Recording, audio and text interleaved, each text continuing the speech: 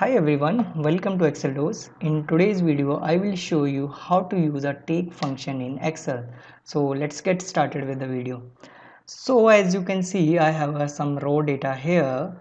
So now suppose I want to take only the top three entries or the maybe a bottom three entries. So what I can do is I can use here the take function.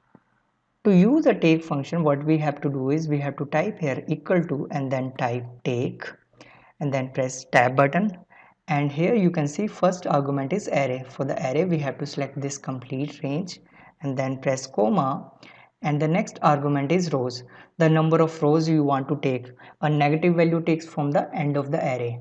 So now suppose I want to take these three entries, so what I have to do is I have to mention here the -3 and then close the bracket. Now you can see we are getting these three entries. And now suppose I want to take these three entry. For that what we have to do is we have to simply remove this minus symbol. That's it. Now you can see we are getting these three top entries. Now suppose you want to sort the data based on the salary. So for that what we have to do is we have to use here the another function which is called as sort, and then we have already selected the range, and then our next argument is the index, sort index. So sort index is our salary, so that is in column 3.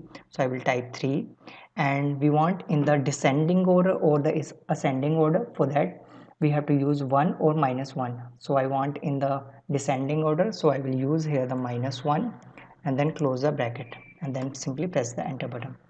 Now you can see we are getting all the values or the employee's name with the highest to lowest salary range. So this is how you can use a take function in Excel. I hope you like this video. Please like, comment and subscribe to Excel Dose. Thank you so much for watching.